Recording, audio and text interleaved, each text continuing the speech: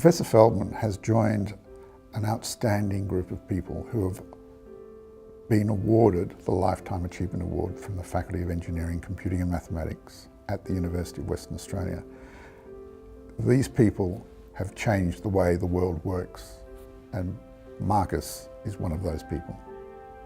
When I began work for my PhD at Stanford, there was no genuine field of mathematical biology. I believe that I was the first NIH research fellow to be funded to work in mathematical biology. Professor Feldman was chosen because of his outstanding career as an academic, as a scientist, as a change maker in the world. His 50 years in the field has changed the way things are done internationally and opened new areas of research, particularly around evolutionary biology. Mark's a very modest person, and we as his friends, and myself especially, never realised what an impact he had on the science that he was doing. Whilst he's brilliant at what he does, he's a very well-rounded person. He's got a family in the US that are very close, and he loves sport. There's absolutely no doubt. You visit him and he can tell you all about it, and his grandson knows every stat there is to know in baseball, and Mark can keep up with him. I mean, the University of Western Australia has always formed the very basis of my career. That's where I learned mathematics.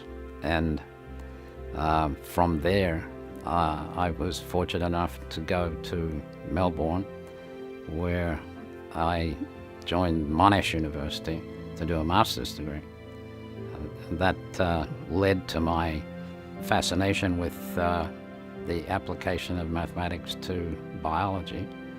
So I regard the mathematics degree that I got at University of WA to be absolutely formative for the rest of my career.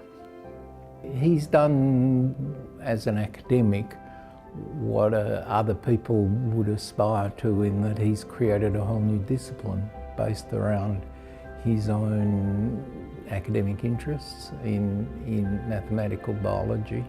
When he did his PhD at Stanford in the 60s, they had to create a special group that could oversee his work, because they didn't have any mathematical biology as it was, didn't exist there. And he's gone on and built a whole discipline. So Mark's work has actually, over the 50 years, has generated more than 500 publications. He's worked with more than 60 PhD students, has introduced new ways of thought around evolution.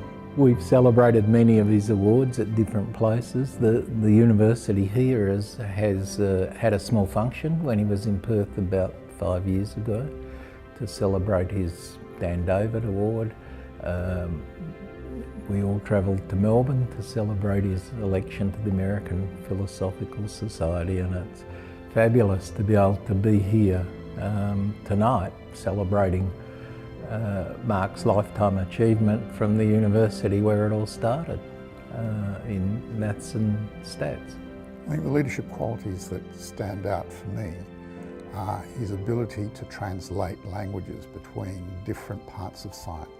It's a global leadership position he has taken and generated a new field of science around mathematical genetics, cultural influences on genetics, how culture evolves. These are really important social points to make, but also scientifically incredibly important to understand how evolution really works. He closes the loop, brings him back to where he started. And for us, that hopefully means he's got another link to Perth, and he's going to maintain that, and we'll see him more regularly. The most, I'd say, satisfying award that I've received in my career. I didn't think that this kind of day would arise. I know that if my parents and my aunt my brother were alive, they would be ecstatic about this contribution from their lifelong home.